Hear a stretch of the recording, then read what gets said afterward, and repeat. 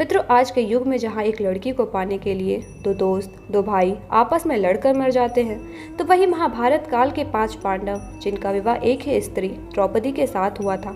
पांचों भाइयों की एक ही पत्नी होने के बावजूद भी कभी भी पांडवों के बीच किसी तरह का क्लेश, मनमुटाव नहीं होता था। पर ऐसा क्यों? जहाँ लड़कियों के लिए अनंत काल से लड़ाइयाँ होती आई है, वहीं ये 5 भाई अपनी पत्नी द्रौपदी के साथ इतनी खुशहाल जिंदगी कैसे जिया करते थे। तो मित्रों, आइए जानते हैं कि पांडव एक ही पत्नी होने के कारण भी कभी आपस में लड़े क्यों नहीं। लेकिन वीडियो शुरू करने से पहले अगर अभी तक आपने हमारे चैनल नई जिंदगी को सब्सक्राइब नहीं किया है तो चैनल को सब्सक्राइब करके बेल आइकन दबाना ना भूलें। मित्रों, इस कथा का वर्णन महाभारत के आदि पर्व में भी मिलता है। यह कथा उस वक्त की है जब 5 पांडवों का विवाह द्रौपदी के साथ हुआ था। पांडवों और द्रौपदी को अपने धर्म का पालन करने और द्रौपदी को 5 पतियों के साथ रहने में कोई समस्या ना हो, इसलिए श्री कृष्ण ने उनसे कहा कि तुम सब ने बड़े ही पवित्र बंधन से द्रौपदी को अपनी पत्नी स्वीकार किया और तुम सब का संबंध संसार के हर मनुष्य और पति पत्नी के संबंध से अलग है। 5 पति होने के बाद भी तुम सबका धर्म द्रौपदी के प्रति एक पति पत्नी वाले की तुलना में कहीं अधिक होगा और तुम सबको नियम का पालन करते हुए अपना जीवन व्यतीत करना होगा।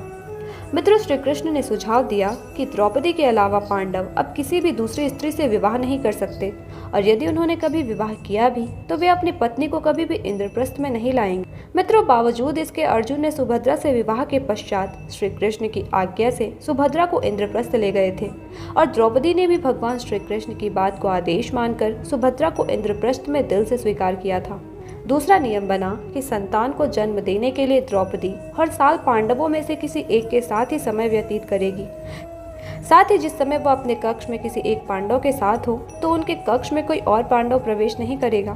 यदि कोई पांडव ऐसा गलती से भी कर देता है तो उसे 1 वर्ष के लिए वनवास भुगतना होगा और अपनी गलती का प्रायश्चित करना होगा। मित्रों, इसी कारण अर्जुन को एक बार 1 वर्ष का वनवास भुगतना पड़ा था, जब तक्षक नाग से युद्ध के लिए अर्जुन को अपनी गांडीव की जरूरत थी और वो द्रौपदी के कक्ष में रखी हुई थी। उस समय द्रौपदी और युधिष्ठिर कक्ष में चौसर खेल रहे थे।